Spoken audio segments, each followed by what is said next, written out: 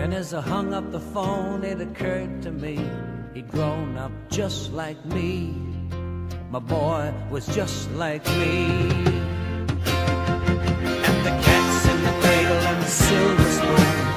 Hello everyone and welcome to the Kayfabe Today podcast. My name is Eric. You can follow me on Twitter at MTLBroski. And I'm here today with a very special guest, my good brother in a safe part of Texas, thank God, Jay Baca. How you doing, Jay? What's going on, boys? So happy to be back here on the Kayfabe Today podcast, representing the WLWstudios.com. That's right, our brothers. Yes, thank you, Broski. I'm very safe in my little corner of Texas, deep in the heart of Texas. Deep in the heart of Texas. If you will. If you will. If you will. Great, man. Well, that's good to hear. It's great to be back. Finally, you know, we got a week where I was able to our schedules meet up, and well, I was flexible this week. I was flexible. Right off the top of the show, we'd just like to wish Travis a Super Cena-like recovery. He went in for minor surgery. No need to worry. Came out of it 100%. He's just recovering right now, so that's why he's not here this week. And Drew fell off the face of the earth again. Drew, we love you. Come back soon. But Jay, this is very exciting. This is very, very exciting because we have another person with us today. My son has returned. Robbie Radford, live from Washington, D.C., ladies and gentlemen. Robbie's on tour. We're going to make podcasting great again. We're going to build a wall around GFW and tell it to fuck off. Yes. He comes back with fire, ladies and gentlemen. Robbie, how you doing? What are you doing? What are you doing in Washington? I'm great. I'm real great. I just finished up camp, and then we went to Philadelphia, or as we called it, Grove Street, because we stayed in like one of the roughest neighborhoods in the United States. Join a gang, Rob? Yeah, we might as well have done. And then we went to DC. We're having a whale of a time. I've spent all day looking at Tiger Mask matches for my article. I knew it was going to be Cap Graps. Nobody knows who that is. Yes. I told you, it's that fucking character from Tekken. Oh, right. Okay, now I know who that is. Gaming. Oh, yeah. Oh, okay, gaming. Now I know what we're talking about. But yeah, no, whilst I'm happy to be in DC, I'm happier to be reunited with a good bunch of lads. Oh, wait, which Tiger Mask was it? Satoru Sayama. Sorry. All right, job well done. Yeah, as if anybody knows who that is. Come on now, boys. Let's be honest. He was the original Tiger Mask, for those who do not know, and he was the best Tiger Mask, in my opinion. Yes, sir. Well, some hot takes right off the bat here. Calm down, boys. I'm sweating already from these hot takes. All right, so this week on the show, we're going to talk about the racial divide in America. I'm just kidding. No political stuff this week, boys and girls. Nothing but the graps. I just want to thank everybody who checked out last week's podcast and who went over to WLW Studios and checked out their stuff. Like I said last week, we're not going to make this political stuff. This isn't a political podcast, but I thought it was important for I'm a small creator, and sometimes when you get larger accounts or people with larger followings coming at you, it can be intimidating. So we wanted to do our part here at the Kayfabe Today podcast and first thing in the morning. So that's why that happened last week. In case you missed it, go back and listen to it, or you could find it on WLWstudios.com. All right. And before we get into the rest, sorry, go ahead. I just want to say before we get into it, as the Lucha liaison of WLWstudios.com, I want to say on behalf of WLW Studios, thank you so much for your support and the promotion as well. It was greatly appreciated. Anytime, bro. Good group of guys, great podcast, and free speech is very important to me. So I jumped all over the chance to help those guys. They've always given me great shows to listen to. So Felt remember, it was the least I kids, could do. If you know, don't let them take away your free speech. No, it's very important. And one more thing, but before we get into the actual show, starting on Friday, which is when this show is going to come out, Pro Wrestling Tees is having a sale, 15% off, where a part of the proceeds will be going to help the victims of Hurricane Harvey in Jay's great state of Texas. But I wanted to go one step further. I wanted to do my part as well. So every T-shirt I sell, 100% of my profits will be going to the exact same charity as Pro Wrestling Tees. So if you have a few extra bucks and you want to get yourself a high quality, beautiful Broski Club FTITM, a shirt with my 8-bit face on it, and I forgot what my other design is, but there's another one. Oh yeah, it's the first thing in the morning. I don't even know my own merch. You could do so by going to prowrestlingtees.com/FTITM. Now would be the best possible time to go and pick one up, just so we can get as much money, just so we can get enough money to actually make a small bit of difference in someone's life. So I think it's important to come together when people need help, and now is the best time to do so. A hurricane? What a shitstorm! There's a hurricane coming through. I was waiting for the Hurricane Helms references, to be honest with you guys. I knew they were coming. But yeah, one more time, if you guys want to pick up a very high quality, awesome T-shirt, I'm wearing one right now. I never take it off. It's prowrestlingtees.com/FTITM. I actually don't feel bad for promoting myself for once. I don't feel guilty at all. It's for a good cause. I'm wearing the First Thing in the Morning logo shirt right now. There you go. I took that one off to put on the Broski Club T-shirt today. I don't know what it is today, but there's four people today alone who I've seen wearing my merch. So it's a good day for First Thing in the Morning. All right, boys, let's get into some wrestling, shall we? Yeah.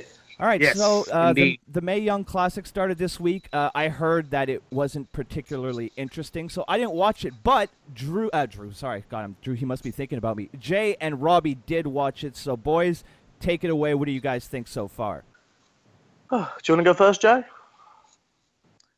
Yeah, I'll go first. From what we've seen, from what I saw so far, there was 4 episodes, right? I already forgot. I think so. Yeah, 4 episodes. Like there's no storyline, so that's a problem. It's just matches. They have the little introductory vignettes and all that going on, but it's just matches. They've been mostly good. There's been a few stinkers, if you will, stinkeroos. Speaking of stinkeroo, the commentary. There's another, the color commentary specifically. I'm sorry, Lita, I love you, but I love her until she opens her mouth. Yeah, it's just there's my input for the Mae Young Classic. She's just so inexperienced at the position of color commentator, but I think JR kind of works with her and they get through it. My biggest gripe came, I think it was episode 3 or 4. Santana Garrett lost to Piper Niven. There you go. I thought that was a big mistake. Santana, in my opinion, Santana looks like a total star. She looks like Wonder Woman, if you ask me. I'm probably going to get some heat for this, but Piper kind of, I don't think she looks like a star. So but that's just my opinion. Big fan of the way you worded that. Oh God, Jay, I hate to interrupt you real quick, but I just refreshed my Twitter feed, and friends of the show, the Canvas Theory, just tweeted Piper Niven's confidence and personality in the ring is awesome. Oh boy! All right. Apparently, they're spreading fake news. What are they? Yeah. CNN? Absolutely. So if it had been my call, yeah, Santana would have gotten over. A Jazzy Gabor would have gotten over too. I didn't understand her being one and done. And then Tessa Blanchard, but she was going up against Kairi Sane, who's pretty awesome too. So yeah, so far so good. And I'll probably watch the whole thing. So is it Robbie, is it worth me going out of my way to check it out? Because I didn't watch the Euro. Cherry pick it. Cherry pick okay. what you want to see. Right. Yeah, you can fast forward. Yeah. Okay, so like Raw and SmackDown, cool. Yeah. Yeah. I mean, it is a WWE product at the end of the day. Good point. Yeah, I agree with most of what Jay said, if not all. It's been good, and I'm really happy that they made a tournament to display female talent because it is grossly underrated. But it's not something we get to see every week. Like, as hyped up as Sasha Banks was and the Four Horsemen, when you put them and line them up against the credentials and the careers of a lot of the women in the Mae Young Classic, they've blown out the water completely. There's talent in the Mae Young Classic similar to the 205 that is greatly inexperienced but will do a great deal of good for them to be in such a tournament and learn from the developmental. And then in complete contrast, there's talent and superstars like, as you said, Garrett. I know Nixon Yule should have been in there, but she wasn't because she's injured. God, there's just so much. Gabert, Abby Leif, who as indie fans may know as Kimberly.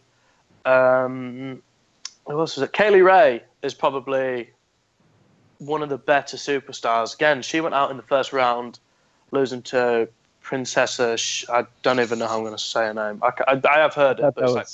I thought that was Sexy Star. I can't tell them apart.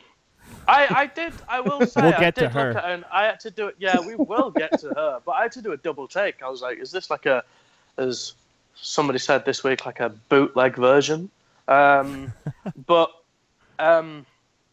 it's been good so far. There has been some real good stuff mixed in with some real bad stuff. We had to have. I know.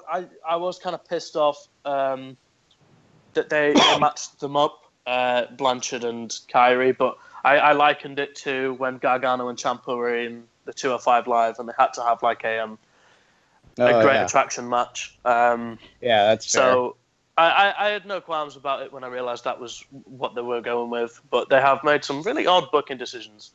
And how about that? Sorry, go ahead. I was going to say, but I just figured that sometimes to create stars and underdogs, you have to take out some of the big, like sometimes, as they did, Gabert went out in the first round to Abby Leif. And Gabert was tipped to be like behind Sané or with Sané as the favourites. She's a beast. I have seen the results, but what I was just about to say wasn't going to affect that. I did predict that Sané or Shayna Baszler was going to win it, just because I think they can, as far as maybe a marketing approach or how far they can run with them, they could have been the most. Like one of them is like a natural born heel. Like if you look at Shayna, she looks like a bully. She's legit, man. Yeah, for lack of a better term, she's like if Ken Shamrock had personality. But she, that's the 1998 King of the Ring. How dare you? But she comes like, but it's believable. Like she will kill you, and you would know about that kind of thing. Shamrock would kill you too, even nowadays. Like I'm just thinking of an intergender tag team right there. But and then with Sané, I feel like you've got someone. Oh, as Kyrie's saying, I don't know the last name pronunciation, but you've got someone that she's going to get over with the adults because she is the best female wrestler on the planet today. And she'll get over with the kids because she's a fucking pirate. So yeah, love that. There you go. That little pirate gimmick she's got going on. And she'll get over with the Smarky fans as well because, like I said, she is actually really good in the ring. and she's cute, so you'll have them anime freaks making weird fucking fan fiction. So everybody wins. Anaphiles. Everybody's happy. Yeah, everybody happy. Speaking of gimmicks, Tony Storm's little top hat. I can't get enough. I love that. She's great. I love Tony Storm. That's definitely what WWE needs. Another fucking steampunk retard. It's not steampunk, but it's not so much steampunk. I was just looking to throw shade at Becky Lynch. I don't know who you guys are talking about, to be honest. You just heard top hat and your mind went ding ding ding ding ding. Yeah, ding, I was ding, like, ding.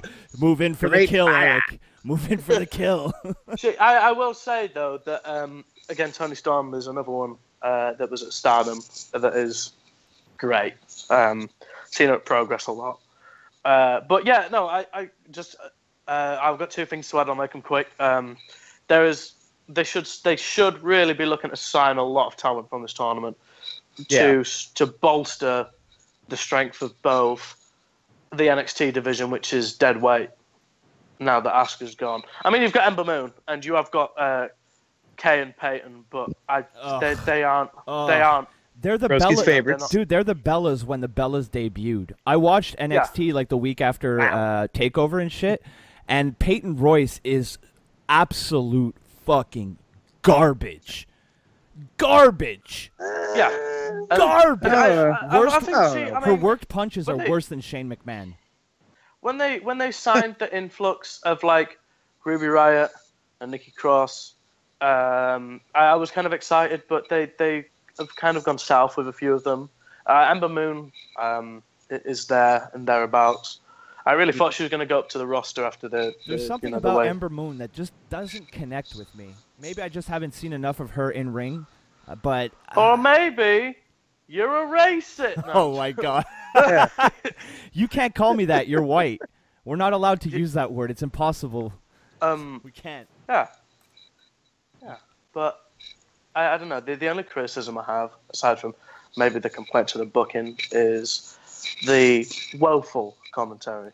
Like it feels very monotone and lack of charisma, aside from JR every now and again. Which I heard it's Lita like fangirling over all these people. Like, is that the case, or is that just maybe? I'm not being funny, but you say that.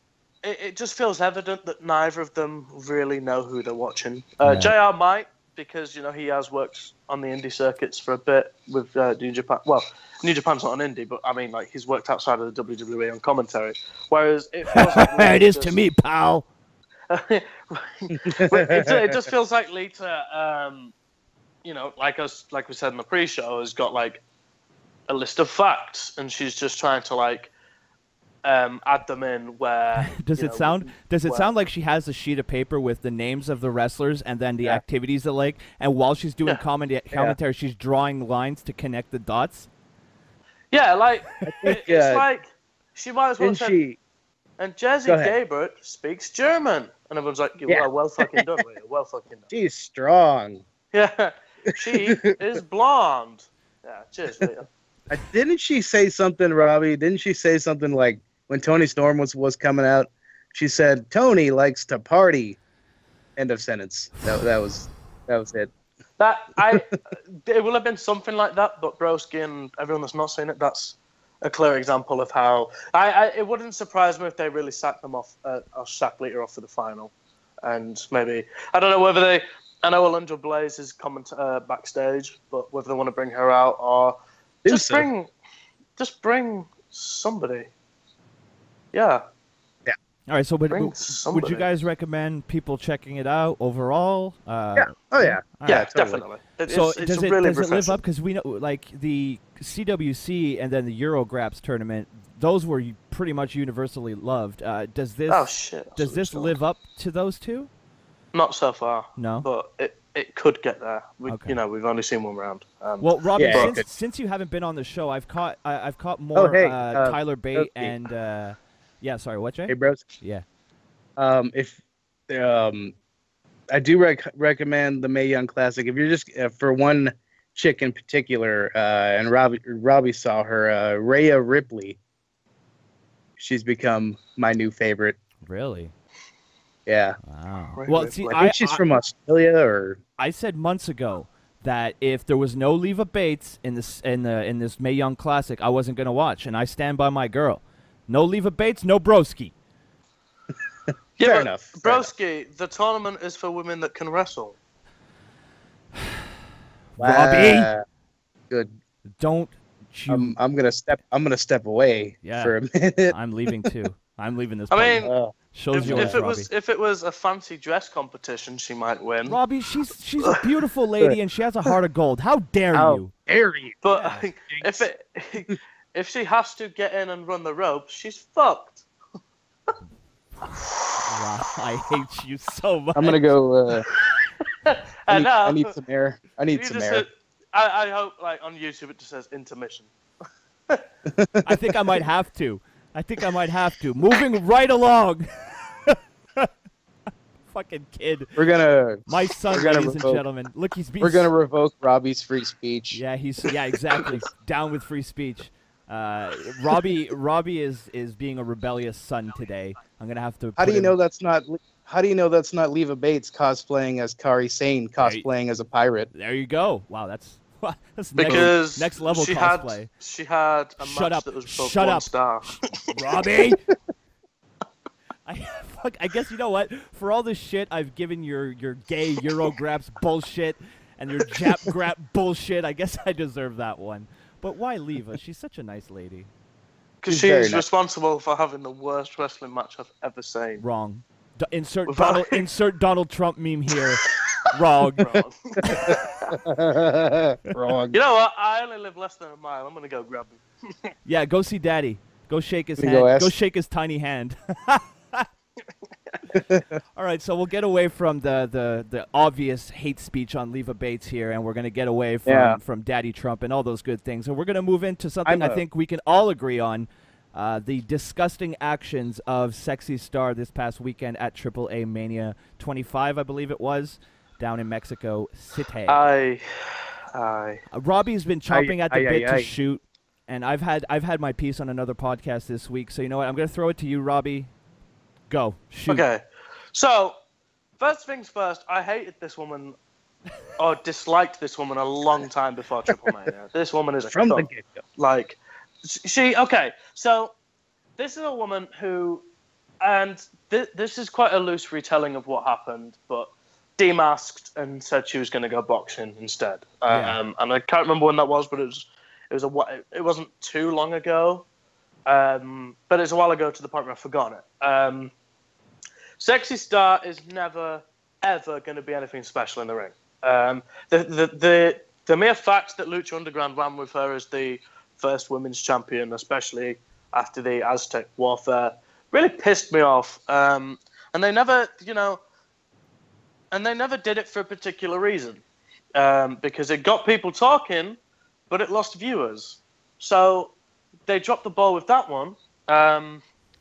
And Sexy Star, alongside having a shit name and a shit gimmick, is overall just a shit person. So I watched Triple Mania last year, and it was trash. And I watched it this year and I enjoyed it, and I did watch it live alongside. What was it? Was it the McGregor fight? Yeah, it was. It was either just a bit before, like if you didn't watch the prelim fights. I know a lot of people. I know a lot of people were watching it on Twitch because they were streaming it on Twitch for free. I may or may not have watched on Twitch. He definitely did. Yeah. Fucking millennials. They're streaming. They're streaming gimmicks. But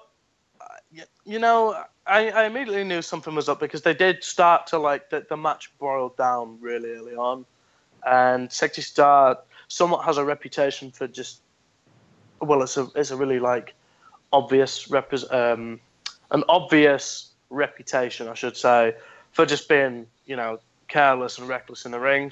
I think she's injured quite a few people. But what's pissed me off is I don't really have to say too much because I think the wrestling universe, as cliched and nauseating as that sounds, is kind of united in what they think about the whole thing. There's only one universe, pal. Okay. Yeah. Vince, shut up. The whole wrestling universe is we all think the same thing about this. I mean, there's no place for it, and I don't even care if it was my favorite. If Kenny Omega did it, or if Okada did it, or Jeff Cobb did it, I'd still. Who? I know, but if Kevin Owens did it. Ah, now I feel better. Not that he's probably gifted enough to know what an armbar is. Oh my but, God! How dare I will take the leave a shade, but you, sir, are off the show forever. How dare I can't believe I'm gonna get out of the swing zone. I'm calling Daddy Trump right after this podcast, and he's gonna send you back to the UK. You don't deserve to be in Washington. Insert lift music here. But no, I jest.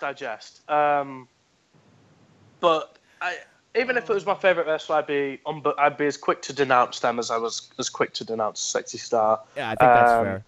And what annoys me is that Rosemary is by all accounts a really great person. And I think was it Conan that. No, it was Vampiro. K-Dog? It's Vampiro. Vampiro, that was it. Sorry, it's Vampiro that instead of apologizing, he kind of part justified it, part blamed Dave Meltzer. Blame Dave Meltzer. Dave Meltzer? What the fuck? Everything's Dave. What does Tuna Meltzer have to do with this? He, in his statement, he mentioned Dave Meltzer, and everyone was like, it was one of the most disjointed statements I've ever seen. But in his statement, he was really quick to it was apparent that he wasn't going to address the problem or the incident directly, and instead kind of went every which way but loose about addressing it. And it came across as really unprofessional. But given that Vampiro is the commentator of Lucha Underground, which is actively one of the fastest sinking ships since the Titanic, I just don't expect any less from Vampiro. Here was my big thing. It was reported that, and I think this really goes to show you what kind of person Sexy Star is, and it shows you what kind of character she has, is that from the reports I've read, Vampiro had to go get her in the parking lot to bring her back to apologize. And I think we can all agree here that when you step into a wrestling ring, the number one thing over anything else is trust. You're trusting somebody with your body and your well-being here, because as we all like to, as you know, it's cliche as hell, but this isn't ballet. Wrestling is not ballet. There's real risks every single time you step into the ring.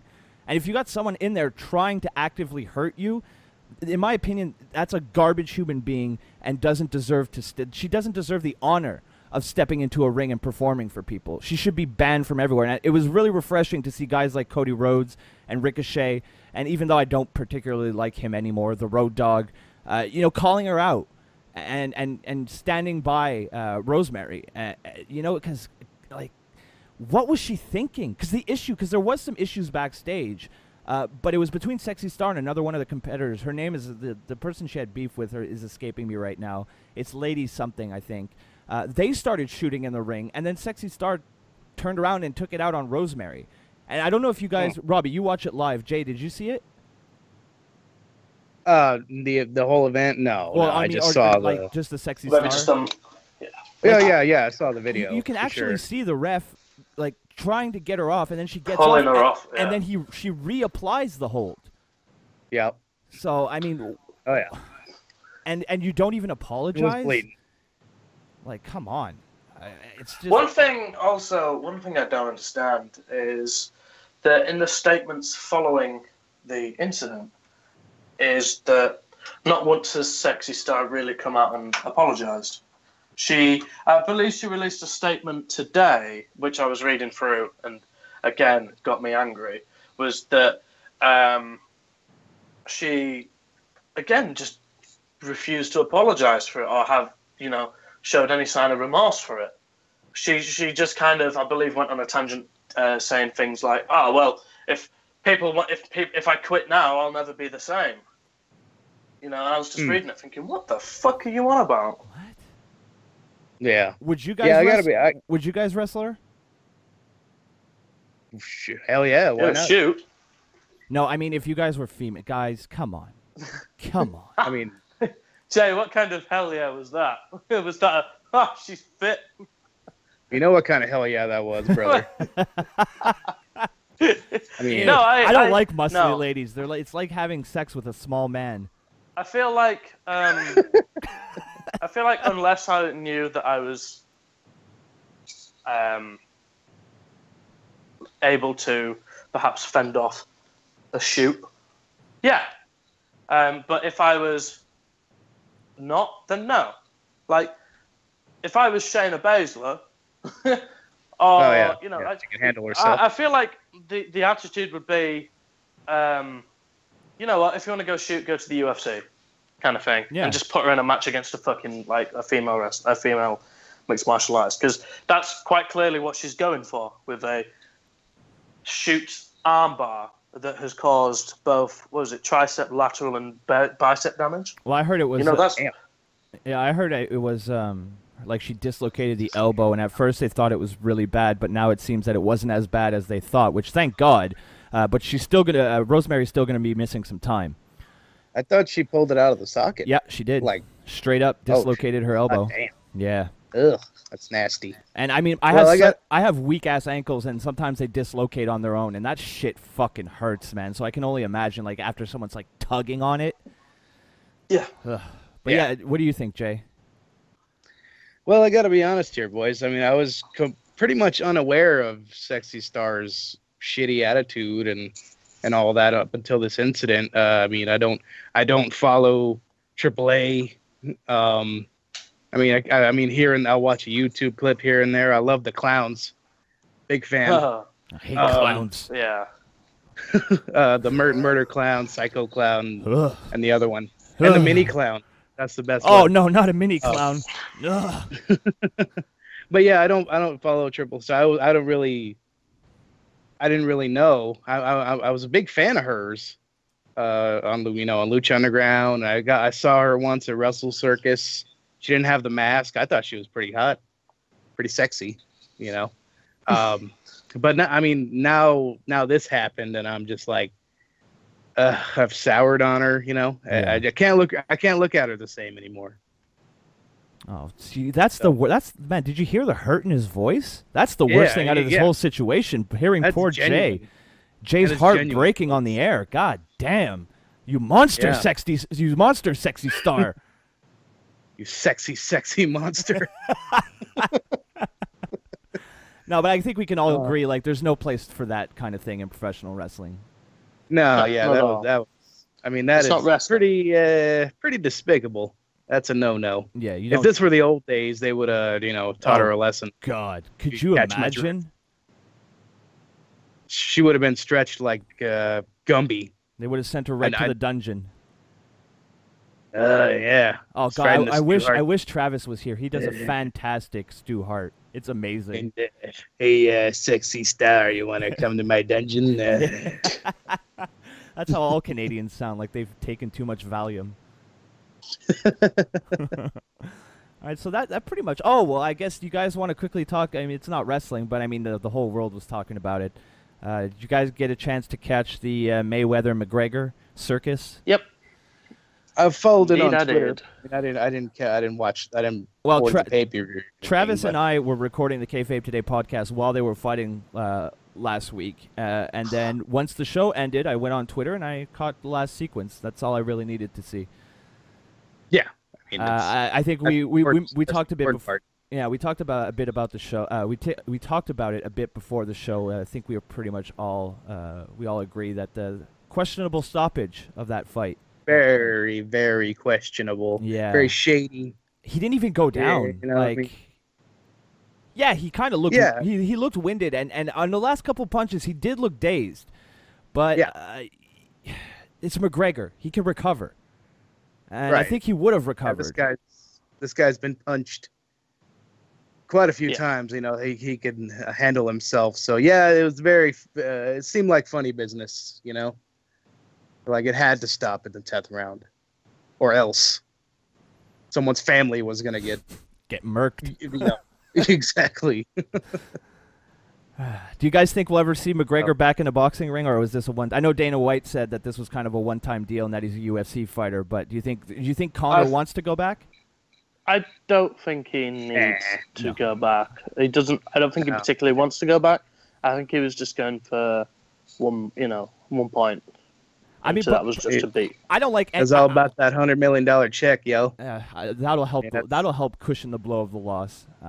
But let's be honest here, boys. I'm not a huge Conor McGregor fan. I don't like Floyd Mayweather either. But his first professional fight, he goes against arguably the best boxer of all time, and he lasts 10 rounds. I don't really call that a loss. Not too bad. I don't call that a loss. I couldn't do that. That's a personal victory. I wouldn't last 10 seconds. Are you fucking kidding me? Yeah. Same here. I put my gloves up. Just curl into the fetal position in my corner, and please just be like, just count it, ref. Don't hurt me. Take my winnings. I don't care. I want to live. I want to live. Oh, but yeah, It's I saw the whole. Well, as a person who saw the entire thing, what did you think, Robbie, from start to finish? Was it worth checking out? Was it worth the 100 whatever it was to buy it on pay-per-view? I got it on Twitch, so good job. Look at this guy. And I must add, I got it on a fantastic Twitch stream. Never faltered once. It was great. But I will say that Conor surprised a lot of people. As you expect, there was a lot of people that went out to see him fail, and I don't think that's what he did. A lot of people say, "Oh, well, if it was a real fight, blah blah blah," or "Oh, if it was in the cage, blah blah blah." But the matter of fact is that McGregor opted to fight in a boxing ring because that's the only way he was going to get the fight. Yep. He's always been a good striker. He's always been good with his hands. Insert joke here. Ew. But the gears in my head were spinning the second he said that. I let that one slide. Yeah. I have a lot of respect for McGregor. I always really have done, considering his journey. He did well. He like you said, he did 10 rounds against, I would go ahead and say, the best defensive boxer of all time. Yeah. And Conor was right in saying that he made McGregor fight like a Mexican. Which, for those that don't know what that means, is that... Conor said McGregor? Conor said that Mayweather there you go. He made Mayweather fight like a Mexican, which, for those that don't know what that means that, like, Mexican and fighters from the area will come out swinging and will, land a hell of a lot of punches. And whilst Mayweather's known for the kind of duck and weave, Mayweather got the stoppage. So, both fighters came out and proved a point that McGregor could do well in a boxing ring. Granted, it was against a guy that's not fought for a while and who's aged and he just retired after the fight, and that McGregor can box.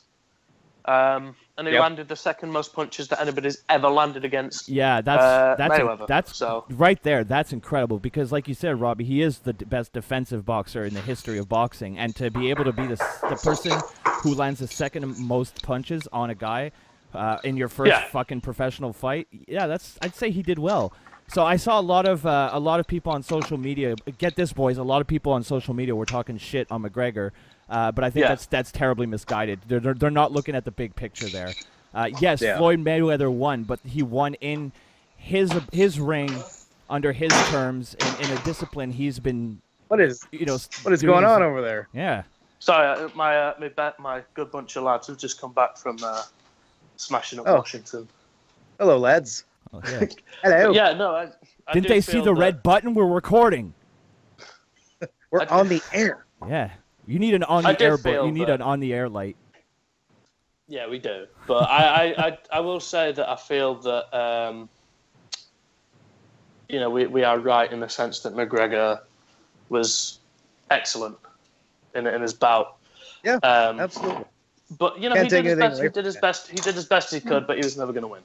And you know what? Maybe not never, because boxing you never know, you can catch someone with an off hook, but it was very, very unlikely that McGregor was going to win as well. So I personally didn't think he was going to last that long. So yeah, same here. I thought it was going to be within the first couple rounds. I mean, and you know, at the end of the day, they're both laughing their way to the bank.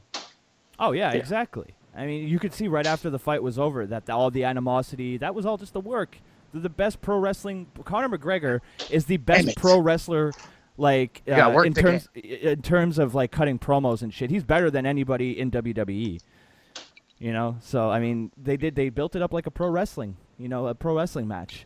Vince could actually, you know, learn a thing or two from the way they built this. You could definitely take some notes for sure. Yeah. Yeah.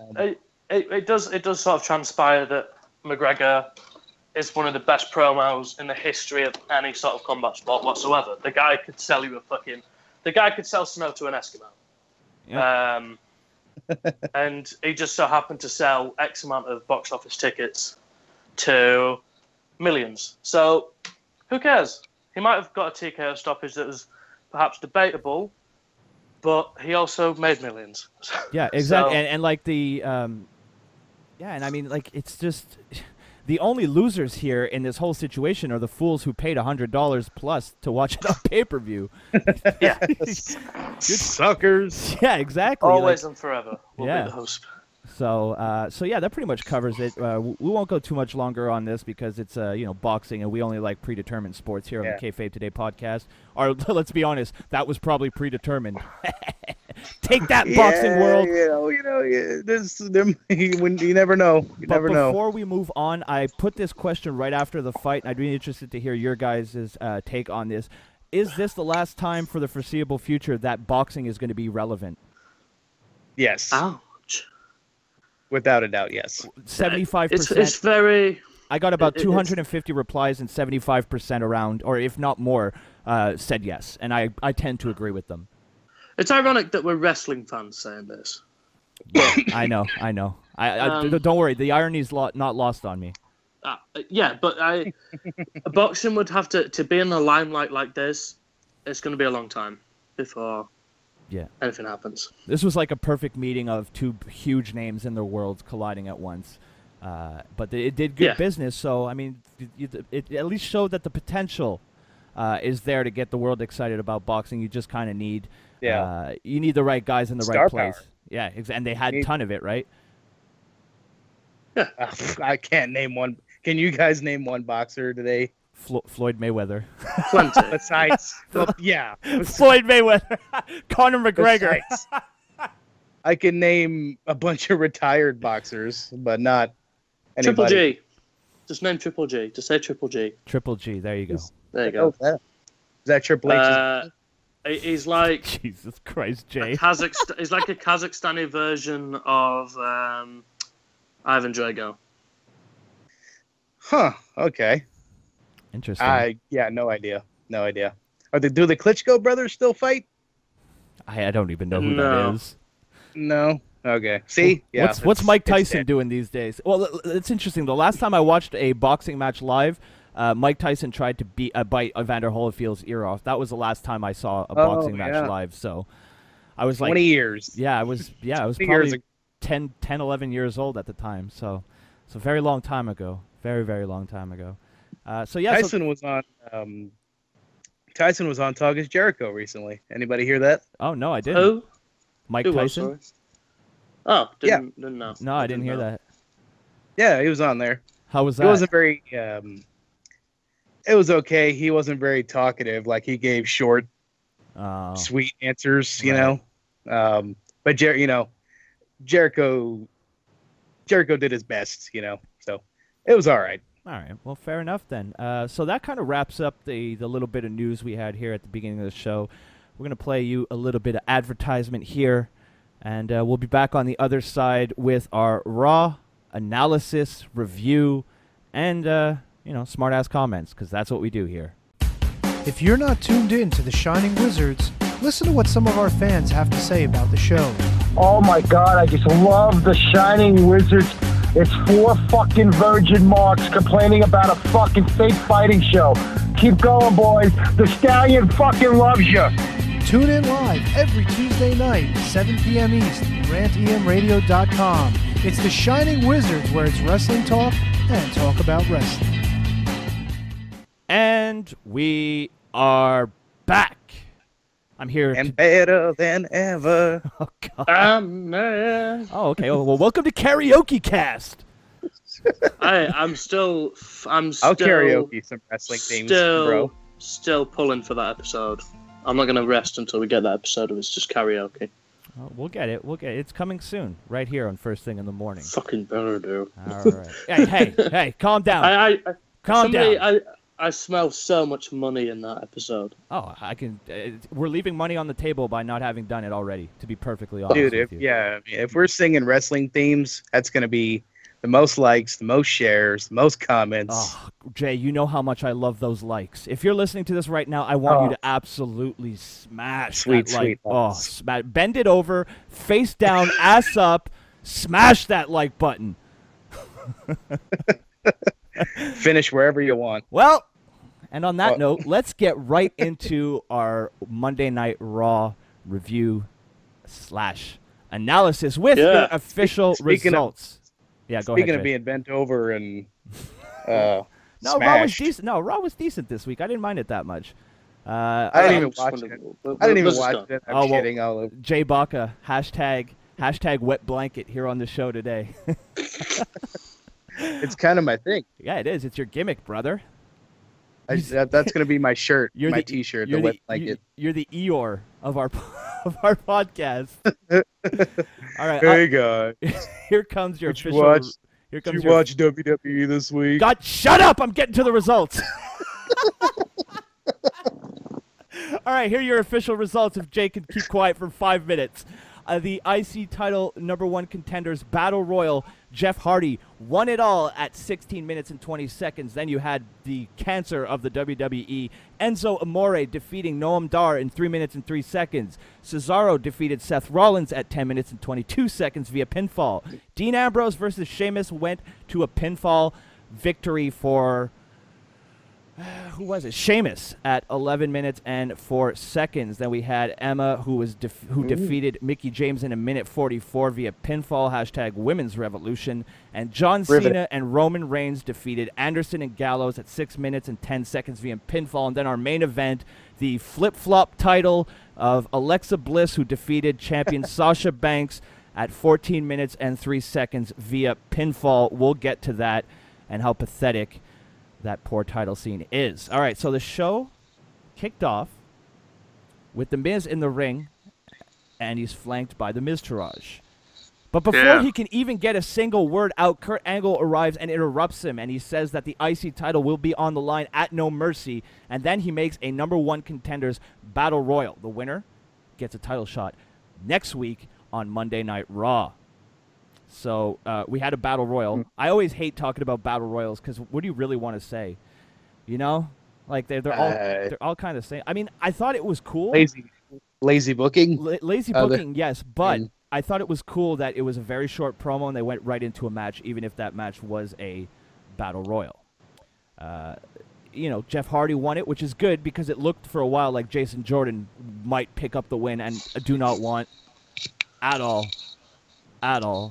I guess one of the things that happened here was that Finn Balor was banging on all cylinders until Bray Wyatt did his turn off the lights, turn it back on, eliminated, turn off the lights, and then disappeared. So that was kind just of like, done with Bray Wyatt. I don't care. I don't care about Bray Wyatt. Every time I hear that duh, and then the screen goes black and white, I just think, well, it's been a good run Raw, but I'm done for this week. Yeah. Well, thanks for coming, guys. Yeah. Time for a bathroom break. So it looks like next week we're getting Jeff Hardy versus The Miz, which I'm looking forward to. That could be a pretty good match. Could be pretty fun. So we'll have to see. We'll have to wait and see. But I mean, I'm happy it's not. I'm happy it's not Jason Jordan. So let's just leave it at that.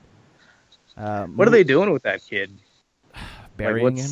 I don't know, dude. Okay. That storyline is just so irrelevant to me. Because that's what you're supposed to do. Just bury your give your him a huge push and then bury him right after. That's basically what's been going on. He lost at SummerSlam on the pre-show in front of 6 people. Did you guys see that picture? Who the Hardys? Oh, yeah. The Miz. Who the Hardys and the Miz and Jason Jordan and who was? It was That's Jason just- Jordan. Oh, and the Miztourage. Yeah, sorry. They wrestled in front of nobody. There was nobody there. Yeah. So. Why did they send them out there? That is so mind-boggling. I don't know. I really don't. I guess they just looked and they're like, oh, I guess we should have let the people in a while ago. Oh, Well, fuck it. what Go out happens there. is sometimes is I Get out think there, the guests that maybe with an hour to go that a lot of people have stood like on the concourses or at the merch table, so they'll play like I don't know, maybe the Hardy Boys music and they'll all go rushing to the seats. Yeah, that didn't happen. Mm-hmm. That did not. Evidently, it didn't happen. Isn't that so funny how like WrestleMania was 4 or 5 months ago, and they came out to this pop, like 75,000, 80,000 people, and now 4 months later at SummerSlam they're in an empty arena match. What the? And it wasn't. What the it fuck? wasn't. We did, yeah, but this. I mean, we all did say it. Every wrestling fan that had a freaking head on right that the Hardys had, without the broken gimmick, had a shelf life of about 3 or 4 weeks. So Yeah, the nostalgia wore off. yeah, and everyone was like, okay, shit in the back. Okay, now go to the broken gimmick. Oh wait, it's not happening. Kind of thing. And there's all these little subtle hints, and he keeps teasing it, and it's just like, fuck, just pull the trigger, like if you can. I don't know the legal situation behind the whole gimmick and shit, but I mean, this is really not WWE's fault in this one. I think it's important we mention that it's really not their fault. I'm sure they're dying to use the broken gimmick, but the way that legalities are and who owns what. We'll just have to wait and see. But they desperately need a change, and I'm hoping. This is, as much as I know, I should know better by now, but I'm hoping that the fact that Jeff Hardy is getting a little singles push here, or at least getting a singles match for the title, the IC title, that is, I hope that maybe that means that they have it now and that they'll be breaking the Hardys up and that they'll let Matt do his broken gimmick. But we'll have to wait and see. But I really want it. I really want the broken gimmick. I miss. Yeah, I still want it too. I miss the retardedness of it. Like, it's so weird and so crazy, and like, will we get it? Will it be as good as it was on the Indies? Probably not. But at least it'll be something. I just want to see it in WWE. It's just one of those things. Yeah, imagine what they could do with WWE money. Oh, they could actually do something. The vignettes. Yeah, they could do something great. They should just put money behind Hardy and just be like, okay, do your thing. He doesn't need help. He doesn't need help. He can do it. But I guess, like I said, we'll have to wait and see. Up next, we had Enzo Amore cutting an insufferable promo, bragging about how he spent $10,000 to go see Mayweather versus McGregor. Fucking idiot. And then, did you see that picture of Enzo with Jamie Foxx? And Jamie Foxx is like, it looks like he's thinking, like, who let the squeegee punk in here? Yeah, like, and saw that too. He meets Chance the Rapper as well, and Chance is like, who the fuck are you? Yeah. Only strippers know who Enzo Amore is, apparently. Yeah. So this was basically Enzo's cruiserweight debut, and I'm not going to talk about it because I don't give a shit. It's Enzo Amore in the ring. Who cares? Yeah. Then we had Brock Lesnar hopping around while Paul Heyman was talking. This was a pretty good promo. Good hype segment. Love Lesnar. Good hype segment for the title match at No Mercy. And I'm going to say it right now. No Mercy is shaping up. We got Roman Reigns and John Cena, and we got Brock Lesnar and Braun Strowman confirmed already. So it's shaping up. It's looking pretty good. Does anyone else think Brock should talk a little more? Yeah.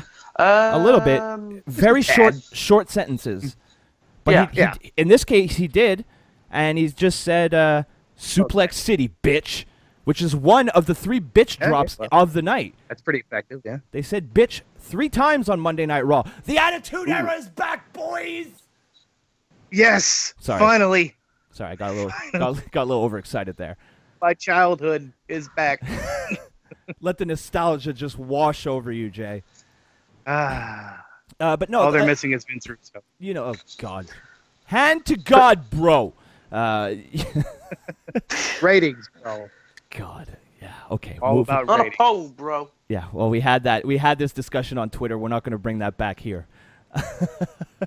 But yeah, this was basically, you know, a Paul Heyman doing what Paul Heyman does best, and then Brock Lesnar putting that little exclamation point Yeah, at it's the the cherry end. on it. Yeah, I thought it was pretty good. Speaking of pretty good, I thought our next match was pretty good as well for TV. Seth Rollins versus Cesaro. I never get tired of seeing Cesaro just pick a limp motherfucker off the ring and toss him around. It's always impressive to me because, you know, like dead weight is the worst kind of weight. And it's, you know, it's not an easy thing to do. I can barely lift up my cup of tea when it's full. You know, I'm not I love a cup of tea. What I would do for a cup of tea. I have one right here, Robbie. I'll have a nice little sip for you. I hate you. There you go. I hate you. You know they have tea in America, right? I do. I know they do, but it's not English tea. Oh, God. It's not the same.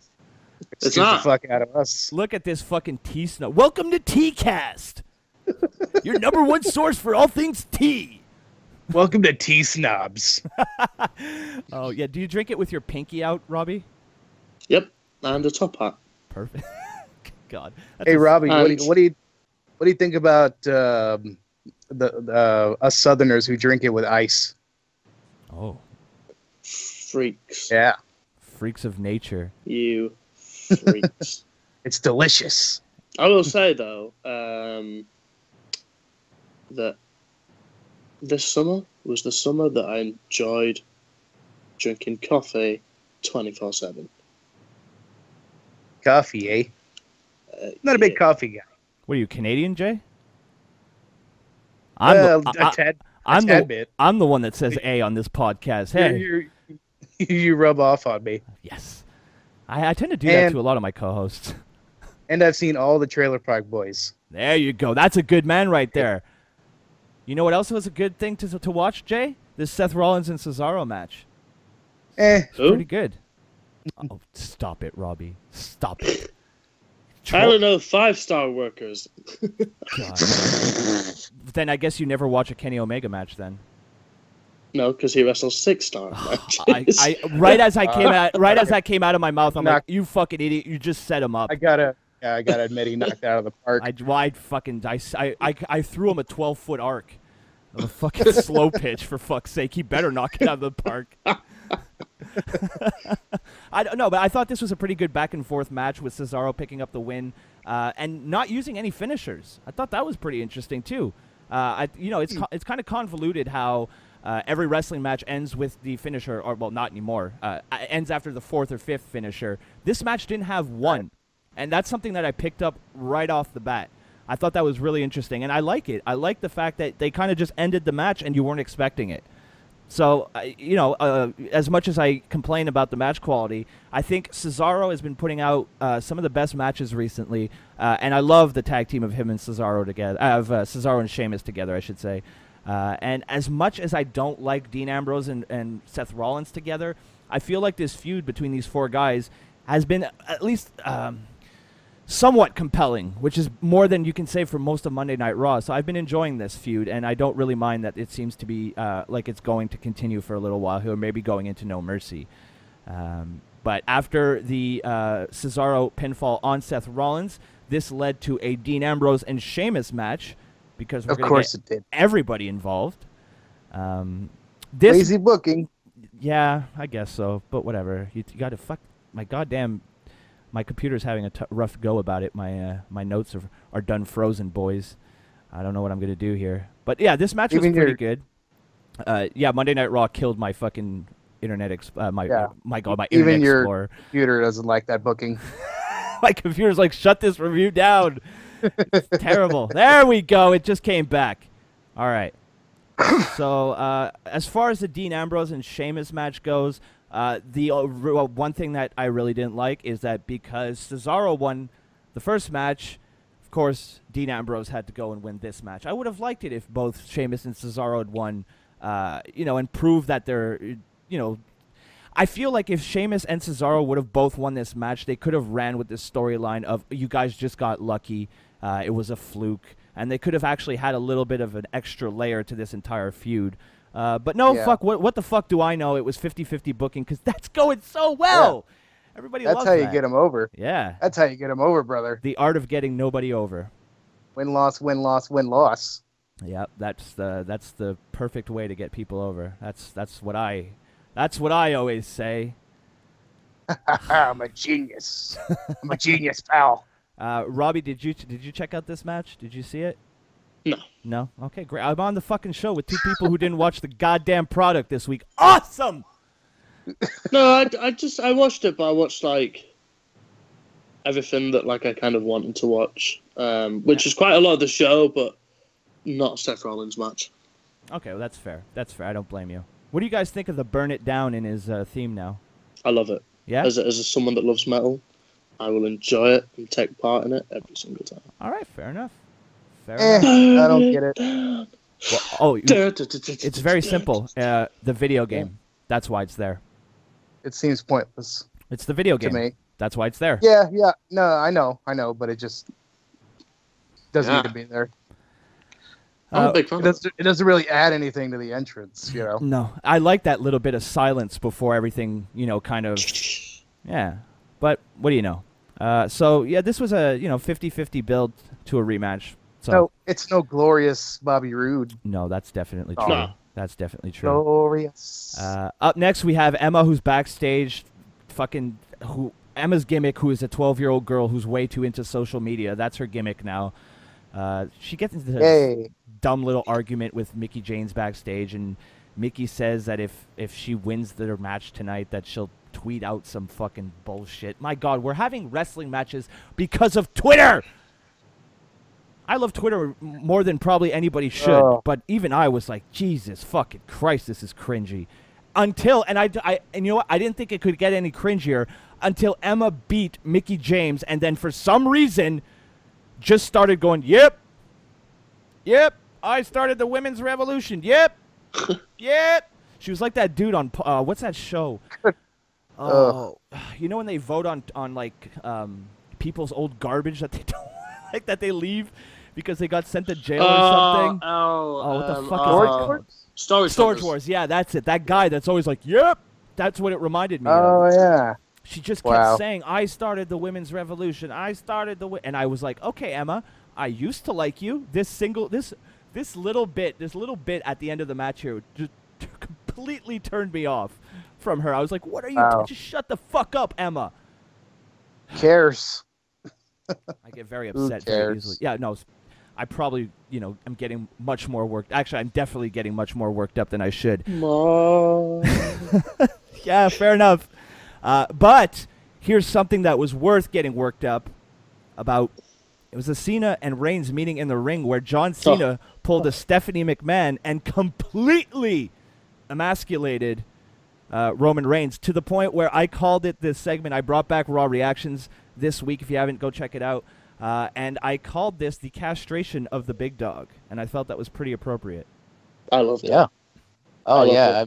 This I watched every second of. It was great. I will say, and the more I kind of watch the promo, the more I believe it. But okay, so everyone knows that John Cena came away from the promo, and obviously the better, he came away with the big upper hand of the promo. But I feel what was really underrated was after a bit when Roman, and everyone knows that I'm a big Roman Reigns fan. I wear the T-shirt. Mark. Yeah. Roman Reigns. I'm glad that's catching on. But I will say that he jumped into that promo, with 2 feet and dived in straight in. Yeah, once he remembered his script. Yeah, once. Oh yeah, my line. Once out of the quicksand, he did a real good job at it. Which, and I will, to reiterate, say that Cena got the upper hand of the promo, but I was pleasantly surprised that Reigns can cut like an aggressive promo that sounds aggressive and doesn't sound like, hey, look at me. That's a good point, Robbie. And I wish I would have brought that up during Raw Reactions, because I did think of it afterwards. Is that once Roman actually started get he got his footing and he started to get going, it was much better. But by that point, Cena had already gotten 4 or 5 zingers on him. Once Cena, because it was essentially that Cena got a rise out of Reigns. That wasn't Reigns, going off on his own accord. Like I really did like the line. Like the cliched line of, well, they boo you because you suck. I was like, well, he doesn't, does he? You know? Yeah. But when he went like, oh, and I'll be damned if I work Friday, Saturday, Sunday, Monday, Tuesday, just so you can go on the Today Show, I was like, oh, shit. Yeah, that was one of his better lines. Like a little something, yeah. And when he's like, not only are you a fake-ass bitch, but you're a phony part-time fake-ass bitch. It's just like, this is great. But well, it had funny. That promo had something that WWE is desperately missing, and it was refreshing to see. It was, you started listening to that promo, and it started off with John Cena in the ring, and it just started off as your ho hum. I'm John Cena. I'm a good I'm a good guy on the mic, and then it went from, oh, this is kind of just what we see, to, oh wait, what did he say? What did he say? Like what? And my favorite part is John Cena at the end. I love how he addressed the burials and how he holds people back. The shuffle. Exactly. Yeah. And I love how he ended. The reason why I'm still here is because you're not doing your job. And I was like, oh my God. Yeah. Call the hospital. We got a man down. We got a man down.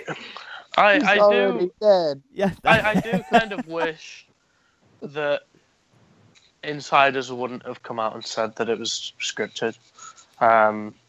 Because, I mean, I don't mind. What they should do next week are, you know, and it's going to come across as contrived, but is if they give Reigns lots of material, like lots of hard-hitting material for the mic next week. Because there's only so much you can say against Cena. And the only person that's the only two people that have convinced me that they have more than outside of the box to work with in a promo against Cena don't work in the industry anymore. How do you even like rip apart? How do you like fucking Cena? insult the guy? You don't. You can't. Sleep with Nikki Bella every night. Oh, you got 20 cars. Oh, you got a mansion. Like you can't. The Miz did a great job by taking ripping the hell out of him, and then John Cena replied by ripping the hell out of Maurice. So you can't. There's nothing. I mean, the guy lives the perfect life. You can't insult the guy. But I don't know what you'd say. You know, like these writers are gonna have to like think long and hard. Like, because I was thinking I remember I was watching the promo this morning, and I was looking at thinking, what would I say? And I was struggling for like ages. And then like I had a couple of ideas, but again, nothing that you could say to Cena that Cena would think, oh, he's got me there. Nothing that would really. Well, you know, when you've been on top of the fucking company for over a decade, what do you really want to say to the guy? You know, like. Yeah, like Cena can just turn around and go, all right, well, okay. I wish Cena would say something like, if I leave, this company will fail. So deal with it. Pretty much. Off the mic. And the only reason I'm here is to make sure it doesn't turn into WCW. Jesus, that would have been a crazy line. Man, could you imagine? It just goes straight to an ad break. Or TNA. Oh God, no, we don't mention the enemy. Yeah, the only reason I'm here is to make sure that this company doesn't get ran by Jeff Jarrett. And of course, because this is WWE off the heels of a fantastic segment, we get a tag match, a generic fucking tag match between Anderson and Gallows for some reason, because whenever a tag team needs to lose, they send out Anderson and Gallows. I would have popped it if it had been Chad Too Bad and Tex Ferguson that came out and challenged. Hell yeah. Well, we did see Pelvis Wesley on the show this week. Oh, that's right. I heard about that. Does anybody remember when the club was really over? You mean that 1 week when they were with AJ Styles? Japan. No. When they... Last time they were over, brother. No, when they first turned up. Yeah, I remember. About 2 weeks after that, they plummeted faster than the Twin. So... Jesus Christ! Robbie! I missed you. Yeah, they didn't, they didn't. Yeah. Well, first off, I mean, it starts with the name. I think, like, why the club? The club. That's all you got for me, boys. Like around these parts. That's a sandwich. Yeah. Introduce him to the ring, the poutine. Now I'm hungry. I want poutine now. But yeah, I mean, it started there, and then like just the constant losing and talking a big game but losing. It's like then they put the belts on them randomly. Yeah. We'll get to Ziggler later. But I mean, I just felt like they should have just ended after the promo, because this didn't add anything to it. There was no real drama. John Cena got his ass, started the match off, eventually, started getting his ass kicked, made the tag to Roman, and Roman pinned him. So it's like, oh, you won the promo, but I pinned him in the match. But like, no one remembers the match. Everybody remembers the promo. So I feel like this even this was trying to be 50-50 in a way. Like, okay, Cena wins the promo, but Reigns wins the match. But like I just said, nobody remembers the match, and everybody remembers the promo. So it annoys me how they would have remembered Chad Too Bad and Tex Ferguson. I'm just saying. That's true. I don't disagree. But yeah, go ahead. What were you gonna say, Robbie? I was just saying, it annoys me how they booked it that they hate each other, but they went for like the in-sync finish, like the AA and the spear, and I just I know they kind of could have billed that as I can do anything better than you, but like it comes across just after they was like shooting their shit against each other and they're doing finishes in sync and basically group hugging in the shower. It just feels a bit like group hug in the shower, everybody. Yeah, it feels a bit like, why? I feel like if I'd have booked it, I'd have had just one of them walk out on the other one. Yeah. You know what I see coming a mile away? What's that? They'll put the tag straps on them. I don't know if I can co-sign that, just for the simple fact is I don't want to. Well, they always put the belts on rivals. You know how they do. Yeah.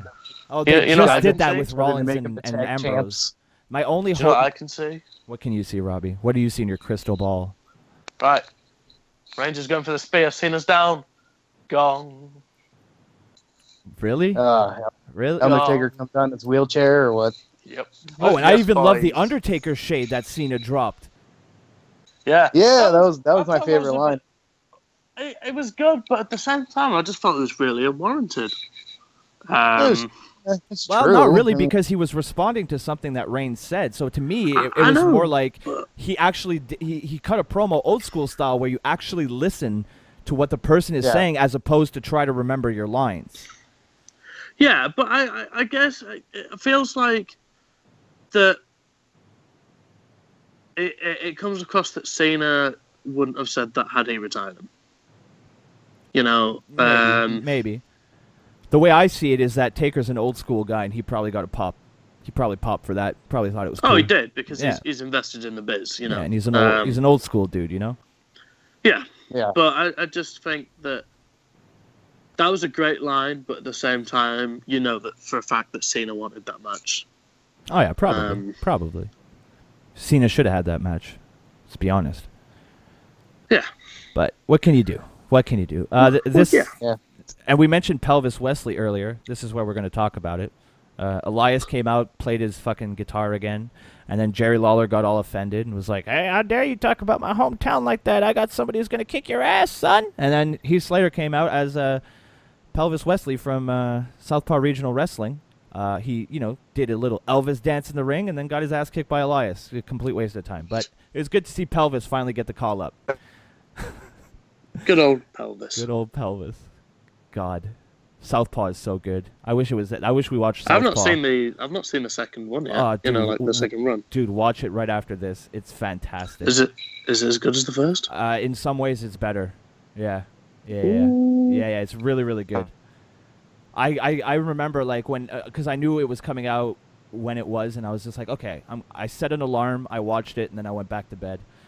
That's how much I was looking forward to it, because I loved the first one, and the second one didn't disappoint. So I thought it was really good. You should check it out. And then we had Sasha Banks cutting a promo, blah blah blah blah blah. No one cares. Yeah, best mic worker in the biz, lads. Cash me outside. How about that? How about that? I've been spreading that to more people recently, and every time I bring it up, I always give you credit, but every time I bring it up, people are like, "Yep, your son's 100% right." Gets his wrestling knowledge from his pappy. So yeah, the main event for Raw, because women empowerment, was the WWE Women's. Well, no, it's not the women's title. It's the WWE flip-flop title, where champion Sasha Banks was defeated by Alexa Bliss in a very lackluster. Kind of lackluster match. We lost Jay here. I don't know what happened there, but we'll get him back after this segment. What can I say? It was a Sasha Banks and Alexa Bliss match. It was okay. Yeah. Again, main event of Raw. Past couple weeks, with the exception of last week, have been kind of weak. But besides that, it's just I don't understand what they're doing here. I just don't get why they keep flip-flopping between, every time Sasha Banks gets the belt, she drops it the very next week. And I don't see what I think that's a pretty good indication of how WWE feels about her.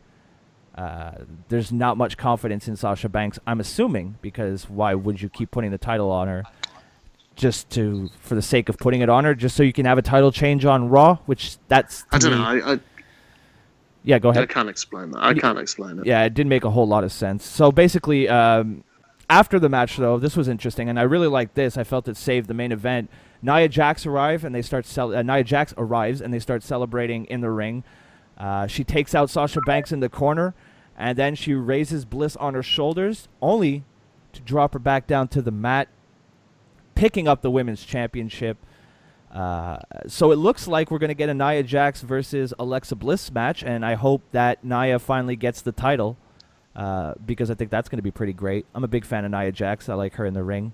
I like that she looks different than the other women, and I like that she looks like she could kick most of the guys' asses as well as the ladies. Yep. So that was pretty much Monday Night Raw in a nutshell. We got through that pretty quick, about a half hour. So that's how I don't feel there's a lot to talk about, no, aside from maybe two, three things. Well, aside from the promo, there really wasn't that much that was too exciting. Some good matches, but besides that, another standard Raw. So we're going to take another break here. We're going to make you listen to some advertising. Don't you dare fast forward through it. And we'll be right back with our SmackDown Live expert analysis and review.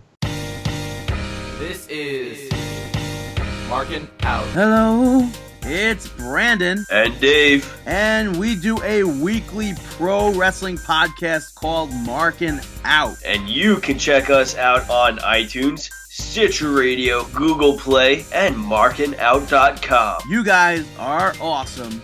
As always. All right. Welcome back. I don't know what happened. We lost Jay here. So if he pops back up on Skype, we'll add him back to the call. But Robbie, my son, is still here. You ready to talk about some SmackDown Live, Robbie? Yes, sir. All right. So here are your official results. Chad Gable and Shelton Benjamin defeated the Ascension 7 minutes 21 via pinfall. The AJ Styles U.S. Invitational, or U.S. Title Open Challenge, I guess I should say. Champion AJ Styles defeated Ty Dillinger at 48 seconds via submission. Well, phenomenal. Yep, absolutely. God damn it, Robbie. They're really using AJ Styles the right way here. Bobby Roode, SmackDown's newest babyface, defeated Mike Kanellis, SmackDown's newest deadweight, at 2 minutes and 53 seconds via pinfall. Aiden English defeated Sami Zayn at 2 minutes and 25 seconds via pinfall. The champions Usos defeated The New Day at 7 minutes and 11 seconds. Tamina defeated some random woman we'll never see again at 49 seconds via pinfall. And Shinsuke Nakamura and Randy Orton defeated Jinder Mahal and Rusev at 11 minutes and 11 seconds, also via pinfall. All right, so... should we just cherry pick? Because I feel like SmackDown this week... It's pretty weak. Yeah. Yeah, we'll go real quick through the things that happened just to kind of keep the timeline straight. Jinder Mahal came out and said that everybody's racist, as every other week, and then Rusev came out and said, they're going to kick each other. They were going to kick. Then Nakamura came out. They kind of started exchanging a little bit of unpleasantries, if you will. And then Rusev came out, and then Orton came out, and the heels got on top of the baby faces. So yeah, first segment right out of the way. Chad Gable and a returning Shelton Benjamin versus the Ascension. They have new music. I thought it was okay. I missed the old American Alphas theme, but I'm sure I'll get used. It's not as bad as Baron Corbin's or Jason Jordan's music by any means. So I mean, it's tolerable. The match itself, it was good to see Shelton Benjamin back. Doesn't look like he's lost a step. He actually looks like he's in better shape than he was when he was in WWE last time. He's good. Yeah. I mean, he had a bit of a stinker of a time at Noah, but it's hard to explain. I mean, it's the Ascension. We all knew this was going to happen. But in terms of matches, it was a solid opening match. I thought Shelton looked good in his first match back. But I don't know if the tag team's going to last that long. I don't know. There's just something about it that makes me question the long-term, the longevity, I should say, of this tag team. But I guess, as I say more times than I should, we'll have to wait and see. That's my new catchphrase. Baron Corbin backstage blamed Cena for costing him the Money in the Bank, and then claiming that Cena ran away to Raw.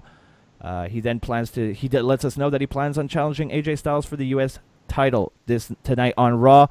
AJ Styles makes his way to the ring, says that Kevin Owens is not allowed to challenge him anymore due to his bullshit loss last week, thanks to that dastardly Shane McMahon. Ty Dillinger actually answers the challenge, but Baron Corbin comes down and tries to stop him. Corbin kicks his ass for a little bit, and he says that he'll accept the challenge, but then Ty Dillinger fights him off once again, jumps into the ring, and the match begins, where AJ Styles basically just puts him into the calf crusher, making him tap. AJ Styles is still your United States champion. Now, after the match, Baron Corbin attacked Ty Dillinger, but Styles sent him packing. Then we have Rusev and Jinder Mahal backstage. Rusev says that tonight is all about revenge and says that they aren't friends, and that after tonight he's going after the WWE title. It's a good thing they remembered that they weren't friends. This led to a pretty quick match between Bobby Roode and Mike Kanellis, where Bobby Roode basically went over. It came off better than his debut match, I will say that. I thought that Bobby Roode's debut match was kind of weak.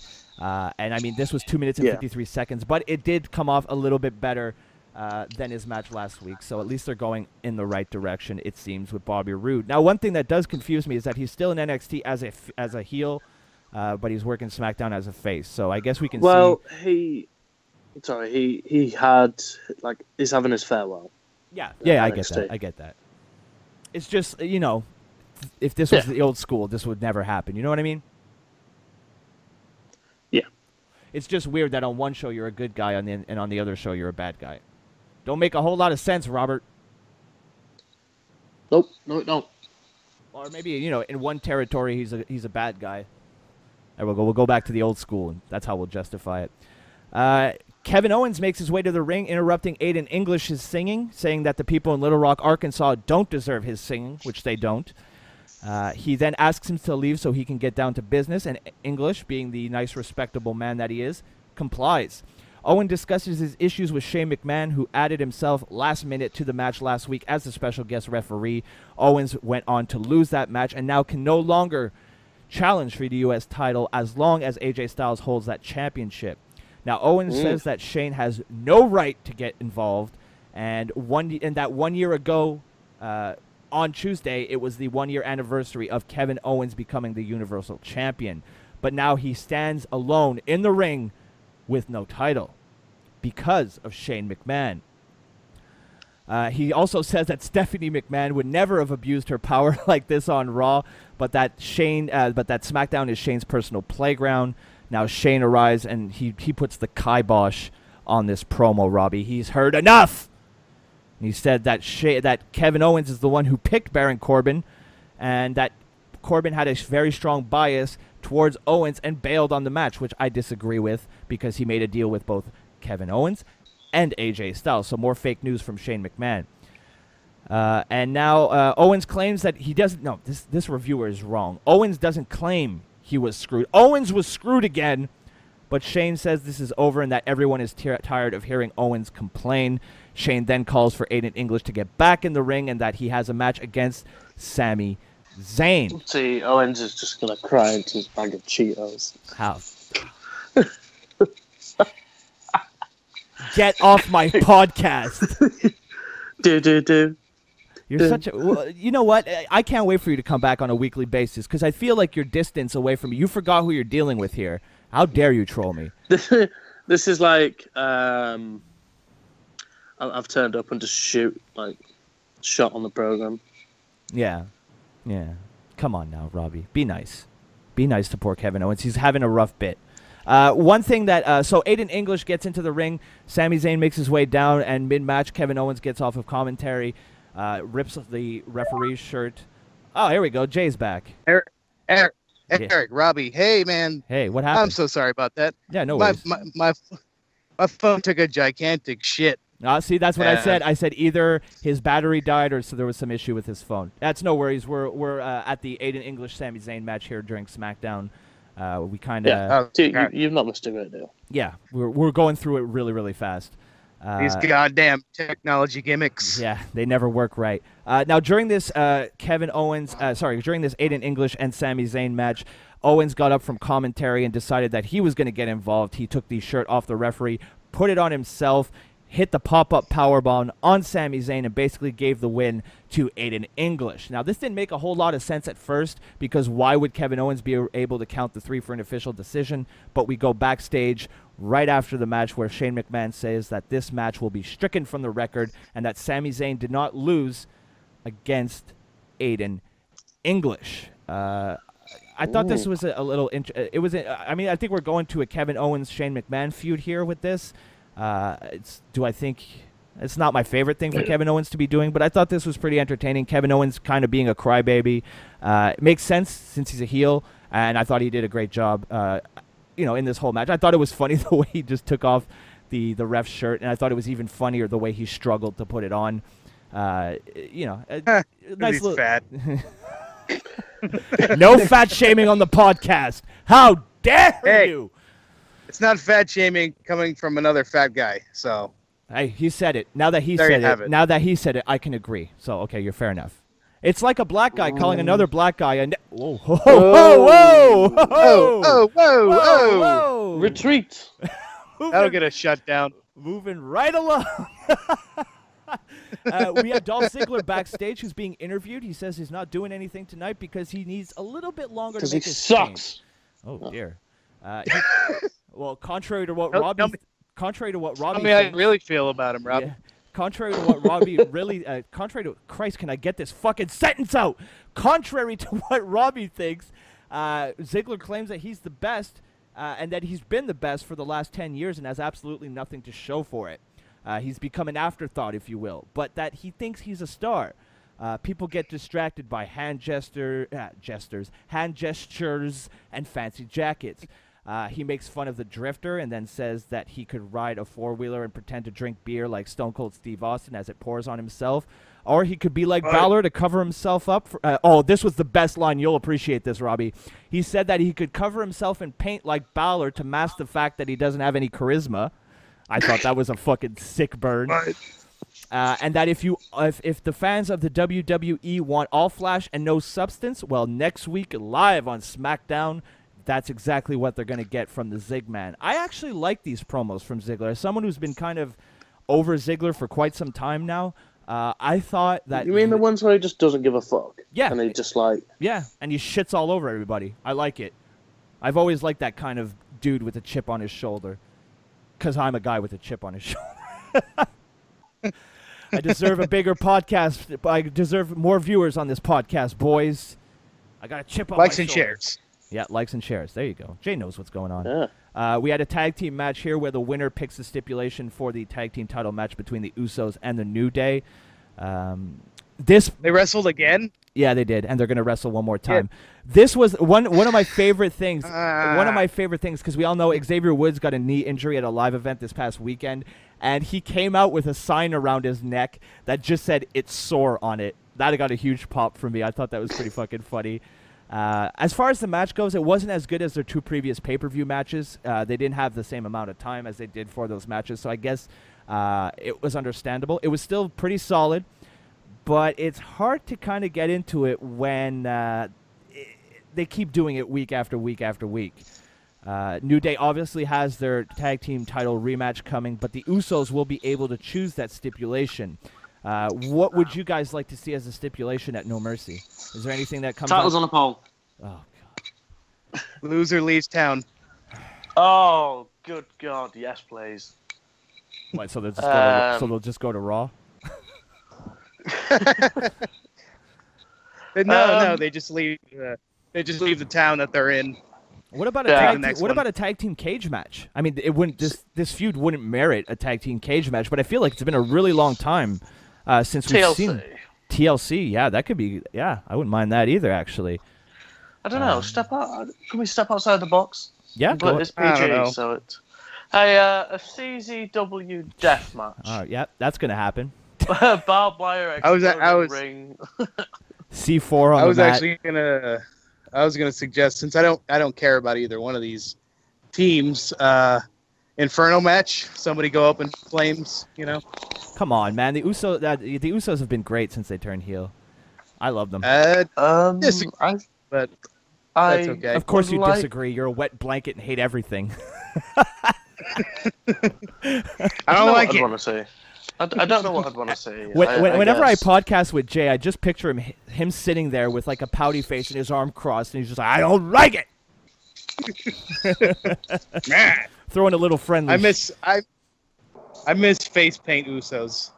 Oh, dude, those my Usos. Oh, really?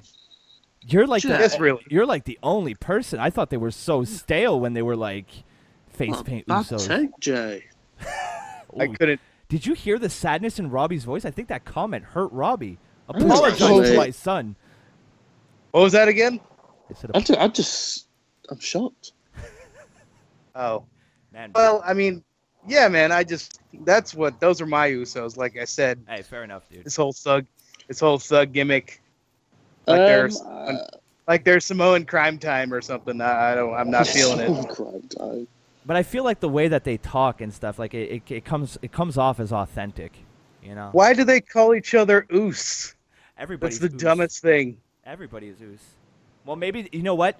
Every time they say Oos, just substitute it for the N-word, and then it makes complete sense. Oh, okay. Well, that's what I think it is. I'm not even joking. I think that's what it's like, a substitute. It's like they can't drop the N-bomb on TV, so we'll just call each other Oos. Next time they cut a promo, just in your head, substitute Oos for the N-word, and you'll see it works perfectly. It really makes that gangster gimmick, you know, authentic. My God, boys, can someone say something and not just let me die on this fucking raft on my own? No, I will say that a gimmick that I would like to see is someone get me a shovel because we've dig too far deep. I don't know. Don't even get me started on the New Day. Yeah, I'd just like to see. Oh, God, you guys think it's time for them to break up? It's getting there. Yeah. Sure, why not? Jay just doesn't fucking care. I can't stand the New Day. Well, I haven't liked them since day one. Right. I was excited. You know what? I think I'm salty because they teased that whole Nation of Domination thing at first, and then they went in the completely different direction. You know. Yeah. I felt they went more that when they first debuted, like there was like that gospel choir singing, you know, like you remember that? And they were all dressed up in like, I think it was like white pants and blue tops, and they looked like silky shirts. I saw it more as like an evangelical gimmick, that they were going to come out like, you know, like a black preacher type of thing. And I'm so glad that it didn't happen, because I think that would have been like kind of a stereotype coming to life, whereas this is more like cartoon characters coming to life. I don't know. I've always enjoyed the New Day. I think they're fun. But I'm not as I don't like it. That's your catchphrase. Jay, I don't like it, Baca. That's another T-shirt right there, boys. That's how I'm putting you. I'm naming you in the description of this podcast. I'm going to put that into air quotes. I'm going to put Robbie, my son, Radford, and Jay Wet Blanket. No, Jay, I don't like it, Baca. We then go backstage with Carmella, who is upset that Ellsworth ruined her plans last week to cash in on Natty. They argue a bit, but then Natty arrives and says that if she tries to cash in on her, she'll make Carmella the Baron Corbin of the women's division. Shit! Wow, it's sick Mike burn. Afterwards, have you guys seen Natty's new merch? No, what's that? It's like a fever dream with Pink Floyd lasers, a cat. I think it's Two Paws or one of her cats on it. It looks really, really weird. I'll put a picture up on the screen so for those who haven't seen it, you guys can check it out. But it looks really weird. I don't really know. That's clearly she just like they were like, here, Natty, you get the free reign of your design. She's like, oh, I'm gonna put my cat on it, which fair play because I mean I have a shirt with my cat's name on it, so I can't really complain too much about that. No shame. Yeah, there you go. No shame. No shame whatsoever. Then we had Tamina versus some broad named Tina Stock. Who fucking cares? It was a dud. Hey, wait, hold on a second. Yeah. Ellsworth still works there? Yep. He's Carmella's bitch. Unbelievable. Yeah, it is. The fashion files files I knew that, but I thought he got suspended. Oh, yeah, he did for 30 days, but now he's really? back. Yeah. In storyline, he got suspended. Let's just make that very clear. He was quite clearly doing steroids, lads. Yeah, clearly. Juiced on the gas? Juiced up to the gills. Here first. James Gillsworth. Yeah, so this Tamina match was 2 minutes of a waste of my time. But then, here's what wasn't a waste of my time, and once again, one of the best parts of SmackDown, the fashion files are back. This had my favorite. This had my favorite line. Just 1 second, Robbie. I need to get this out. I need to. I know where you're going. Yeah, they were showing a bunch of fancy detective gear, right? And then Fandango picks up what is actually just a belt, and he goes, "I know what this is. This is a championship." And then Tyler Breeze's like, "No, that's just a belt." I fucking popped so hard for that, boys. I thought it was fucking great. I love these segments. I absolutely love these segments. They are so good. You know that made Vince McMahon cringe when he heard the word belt. Yeah, definitely. Definitely. But Vince is into to Tyler Breeze and Fandango, so I'm glad he is because it's been one of the greatest backstage segments in the longest time. Like it's funny, they don't last too long. And they kind of leave you wanting a little bit more, which is the perfect way to go with these two. You don't want to overexpose them. You don't want to make the episodes too long so that you have time to be like, oh, God, not this again. I thought they're doing a great job with Breeze and Fandango. And you know what? Honestly, it's nice to see those guys get a shot to entertain the fans because I like both of those guys. I always have. Particularly Tyler Breeze. I was a big fan of his in NXT, and I felt really bad for the way his main roster run was going. So it's nice that he's getting a little something to be on TV. And it's not only a little something, it's actually something really entertaining. And even more so than that, it's something that they were doing backstage for fun that the right people saw and took a chance on them. So that's, it goes to show that, take a chance, and sometimes you might actually get on TV. If your shit is good, you'll get on TV. And they're coming up with some pretty memorable stuff. I mean, you remember when Breeze came out with he was the janitor? Yeah, when he kept changing, disguises. And he became then he turned into the old lady mid-match. Oh, that was the match. That was the match where against the Usos, where Breeze kept rolling from one side of the ring to the other, when the Usos were trying to hit their top rope splash, dude. Oh fuck, I love Tyler Breeze. And you know what? This proves that there is room for comedy in wrestling, and it can be done well. Yeah, absolutely. Yeah, and I mean those two guys are big parts of Southpaw, so. We don't have to be so darn serious all the time. No, we don't have to be Lance Storm all the time. No. We don't have to be like what? You got to cut out. Oh, I said we don't always have to be, because you said we don't have to be serious all the time, and I said we don't always have to be Lance Storm. Oh, yeah, exactly, yeah. It was a terrible joke, and the appropriate response. We can only be serious for a minute. There you go. Thank you, finally. Somebody said it. Hey, guys, we're already. So, do you guys think this is this is going to lead to a call up for the Authors of Pain? I've seen that speculation. I wouldn't mind. I don't think they're ready just yet. Because if Ellering goes, they have really no ground to stand on in terms of any sort of build-up. They've only just started really delivering in the ring, but I don't think I can recall them using a mic. So it's very early days. They were great, but these guys. The thing that gets me about these tag teams is that people tend to overrate NXT tag teams, which is a hot take. But the logic is that they'll have like 2-minute tag matches on the network, and then have these great matches that they'll no doubt be training for. I don't think they're ready to compete week in, week out, and then cut promos on top of it. I think that's fair. To respectfully disagree. I think the Authors of Pain could be called up at any moment. As long as they have Paul Ellering, you're right. Yeah. They're nothing without Ellering. Could you say that they could be called up with Ellering, but not called up without? What do you mean? Say it again. You cut out. Could you say that they? Well, like, I agree that if Ellering goes up with them, they're absolutely fine. If Ellering doesn't go up with them and chooses to pursue something else, they're not fine. No, I agree with that. Agreed. Yeah. Yeah, because then they're just a couple of loose goons. Yeah. I thought I was going somewhere else. Jesus. No, but I'm gonna have to agree with Robbie. I do like the Authors of Pain. I like that they're this big, dominant-looking tag team, but they kind of need Ellering to fill in the blanks where they might have a few weaknesses, right? So, but I do think that SmackDown and Raw need some new blood in the tag team division. So maybe now would be a good time to bring them up. But again, we'll have to wait and see. Our main event here now is Shinsuke Nakamura and Randy Orton versus Jinder Mahal and Rusev. Shinsuke? God, ruined that Wrestle Kingdom 10 match between Styles and Nakamura for me. Fucking 20 minutes of AJ! Shinsuke! So annoying. So annoying. Classic stuff. Fucking drives me nuts.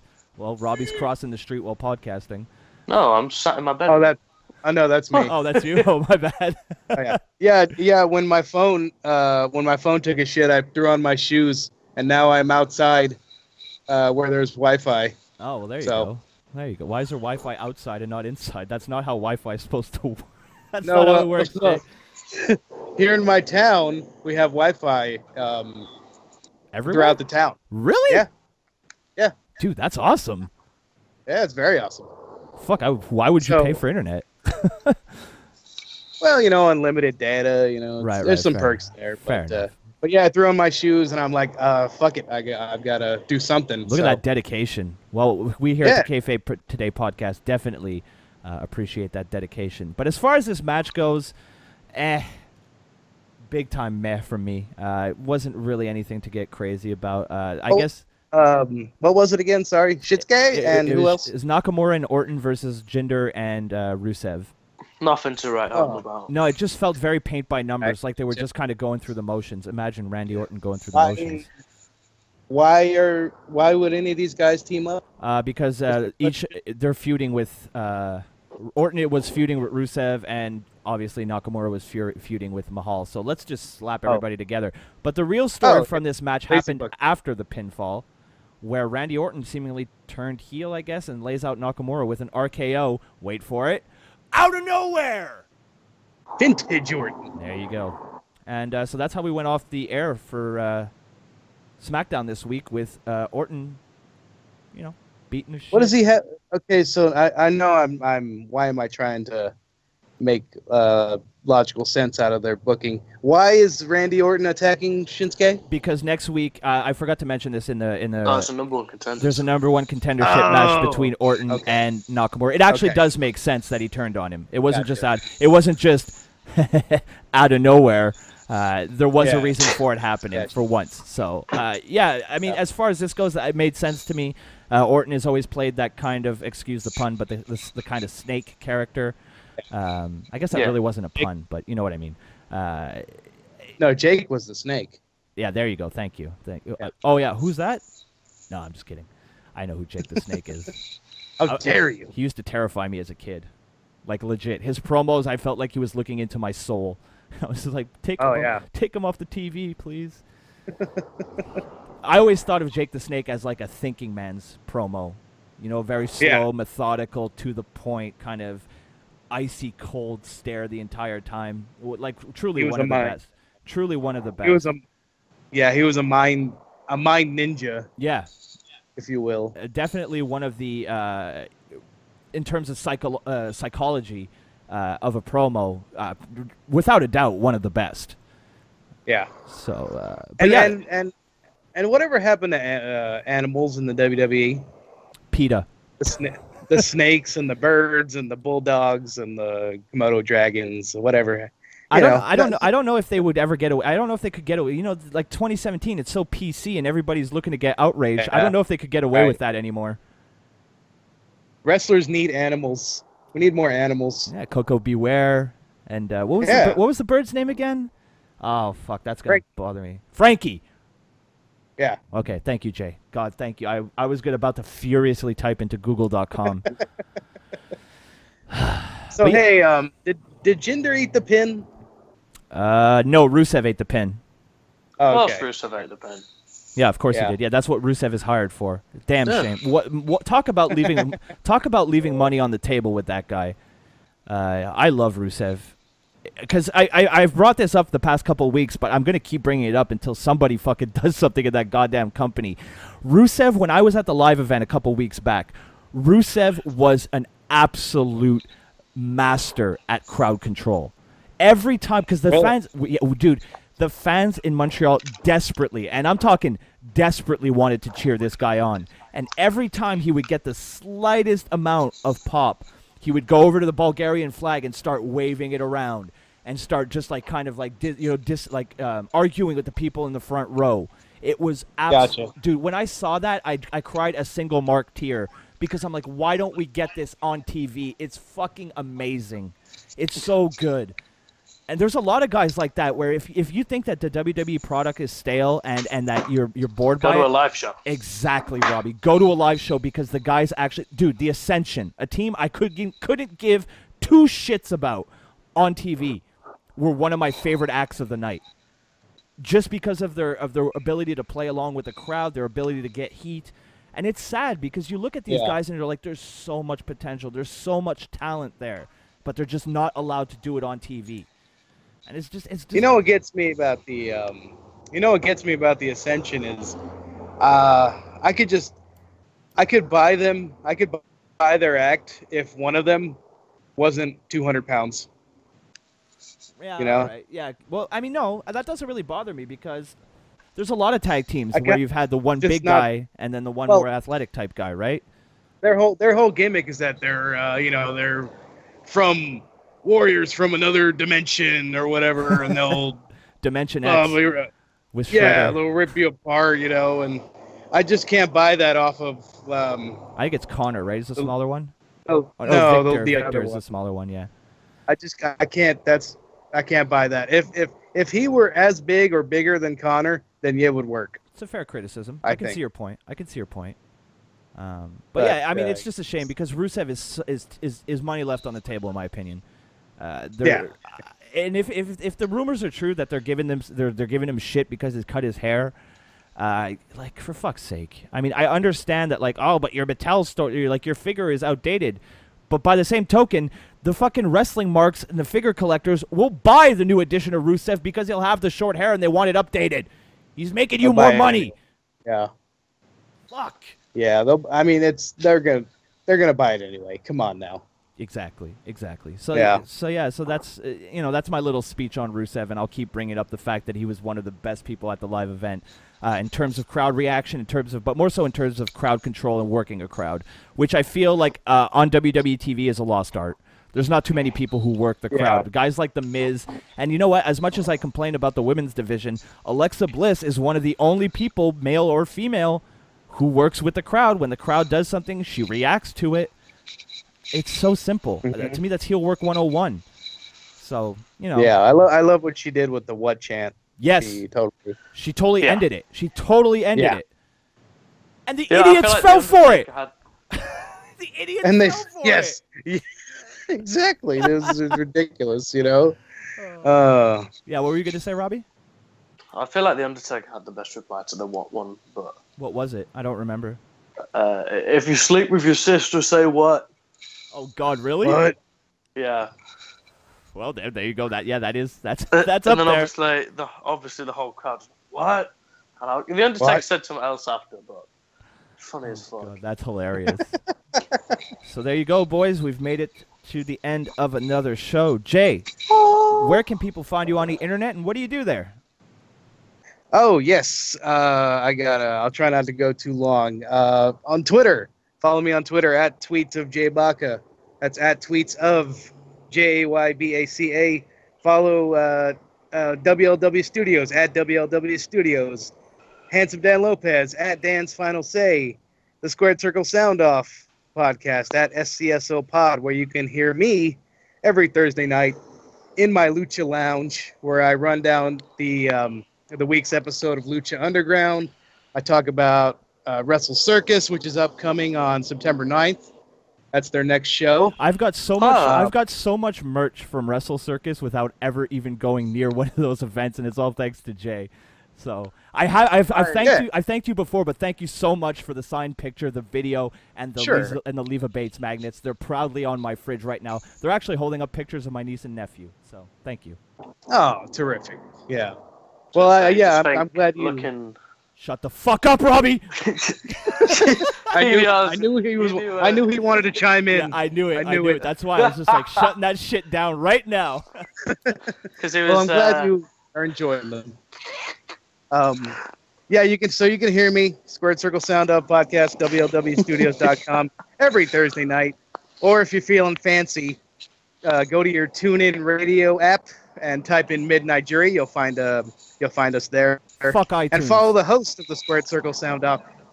Yes, I'm getting to that one. Perfect. And follow the host of the Squared Circle Sound Off, Sean O'Brien, at Sean Neutron. That's SeanNeutron.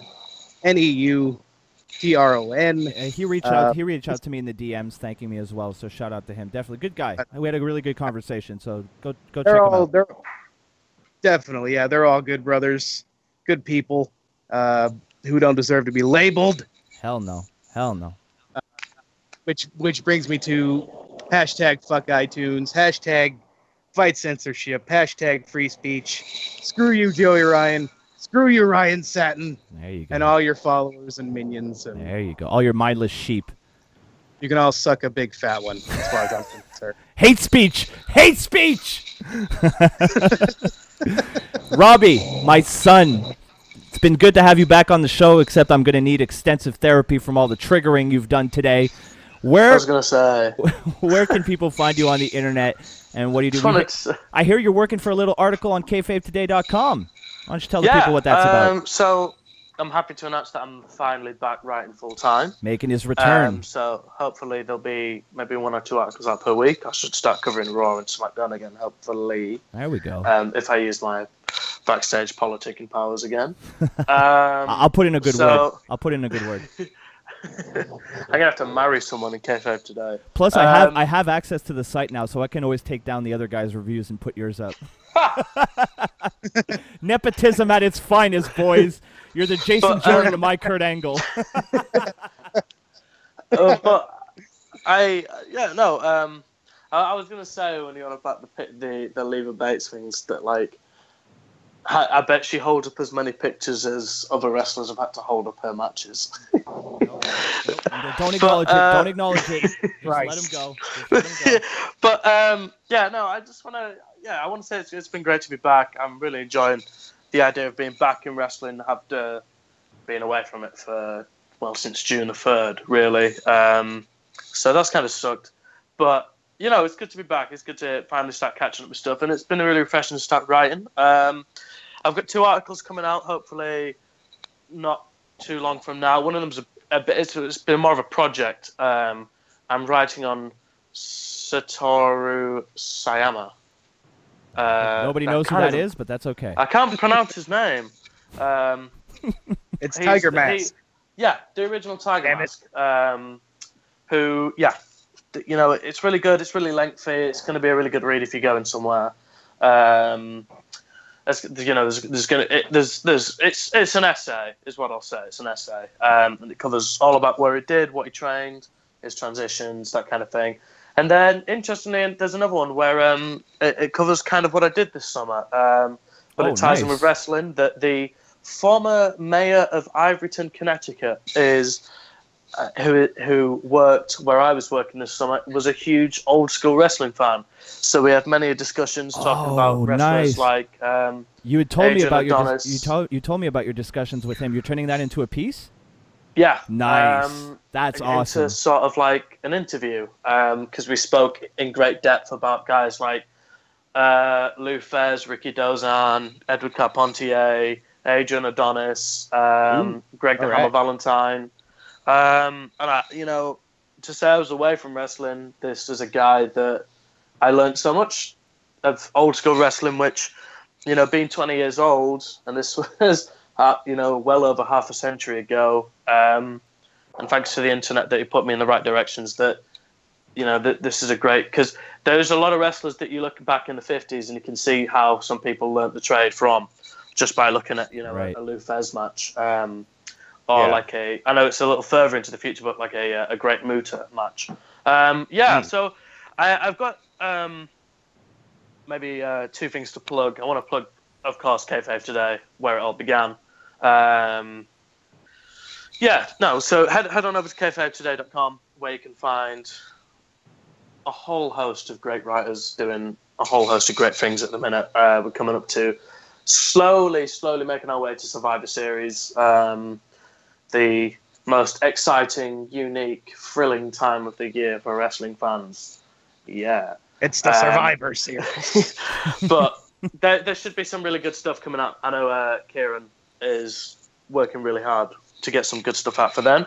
And also, this episode will see the return of the Strong Style brand plug. Yes. So here it comes. Everybody sit back, get ready. I want everyone to know that I get paid every time I do this plug. So this is why I enjoy it so much. Breaking the 4th wall. Hey, Colt Cabana. But no. All right, so if you want to go to a show, stand by the ring, wrestle in the ring, look around the ring, go shopping for a ring, couple onion rings, hit the gym, lounge around, lie down, bring the pain, main event mania, play till dry, complain online. Strong Style Clubbing has you covered for every activity or situation. If you smell what Strong Style is threading, then give me a hell yeah. We've just come to the end of the summer, and Strong Style have had a great summer in terms of sales. They have had a great summer clothing line, and as we're heading into the autumn and winter months, we've got you covered. We've got some great pullover hoodies coming out, some great zip-up hoodies, and overall, you know, as I said in the plug, whatever you need, we've got you covered for. So head on over to strongstyle.com and go check it out. We've got some really good stuff coming up, and I'm happy to be, as always, part of the Strong Style brand, and as always, incredibly happy to be a Strong Style athlete. Well, there you go. They're lucky to have you. They're lucky to have my. They're lucky I signed. All right. They're lucky they sent over that contract and I looked it over. There was enough zeros that I approved. So, no, but seriously, Robbie, it's great having you back. I'm not even going to pretend that I didn't miss you, because I really did. I missed you the week after you were gone. It's always fun talking shit with you, even though you trigger me like no one else.